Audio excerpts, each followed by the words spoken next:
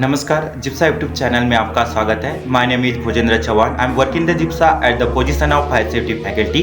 यदि आप हमारे जिप्सा यूट्यूब चैनल में नए हैं तो हमारे जिप्सा यूट्यूब चैनल को लाइक करें, सब्सक्राइब करें, जो यहाँ पे बेल आइकन दिखाई दे रहा है उसको प्रेस करें ताकि फायर एंड सेफ्टी से रिलेटेड जो नोटिफिकेशन है वो आपको समय समय पर मिलता रहे। आज जो हम डिस्कशन करने वाले जो टॉपिक है हमारा वो होगा हमारा क्रिटिकल लिफ्टिंग। तो सबसे पहले हम जान लेते हैं कि क्रिटिकल लिफ्टिंग होता क्या है।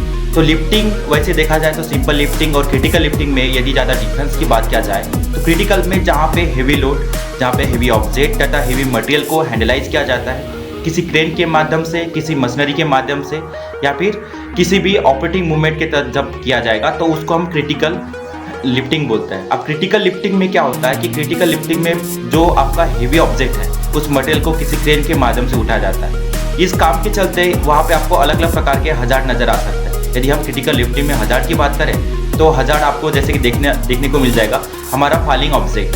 फॉलिंग ऑब्जेक्ट का मतलब है जब हम किसी भी चीज़ को क्रेन के माध्यम से उसका जो हमारा जो लिफ्टिंग का जो पार्ट होता है जिसको हम सेफ वर्किंग लोड के तहत लिफ्ट करते हैं और जो हमारा वेबसिन का पार्ट है ठीक उसी के साथ में हमारा जो स्नैपहुक होता है उससे वो जो ऑब्जेक्ट है वो नीचे गिरने का डर रहता है, जिसके तहत वहाँ पे इस प्रकार का हादसा भी हो सकता है।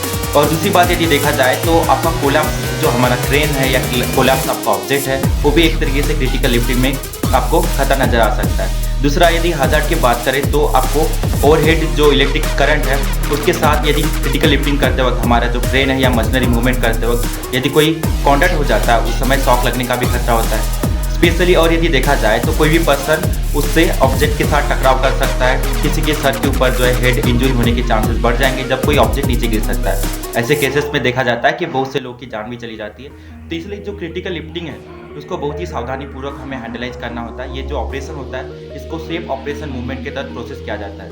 यदि हम क्रिटिकल लिफ्टिंग की बात करें और उसको यदि अच्छी तरीके से हमें निभाना है तो बहुत ही ज़्यादा जरूरी ये हो जाता है कि उस क्रिटिकल लिफ्टिंग के लिए हमारा एक प्री प्लानिंग बना हो और ठीक उसी के साथ में हम रिस्क असेसमेंट के साथ उस क्रिटिकल लिफ्टिंग को पूरा कर सकते हैं। यदि हम रिस्क असेसमेंट बना लेते हैं उस काम के चलते तो वहाँ पे जो होने वाले जो खतरे हैं उससे बचाव किया जा सकता है। दूसरी बात है जो हमारे जो क्रिटिकल लिफ्टिंग में जो रिस्क असेसमेंट हम बनाते हैं उसमें स्पेशली जो रिगर पर्सन है, रिगर पर्सन जो हमारा सिग्नलर होता है उसके जो मूवमेंट है तथा उसके जो सिग्नल है उसके तरफ खास तौर पर ध्यान देना होता है। और हमें क्रिटिकल लिफ्टिंग करते वक्त जो सराउंडिंग का जो एटमॉस्फेयर है उसे हमें ध्यान में रखना है कि वहाँ पे किसी प्रकार का खतरा तो नहीं है।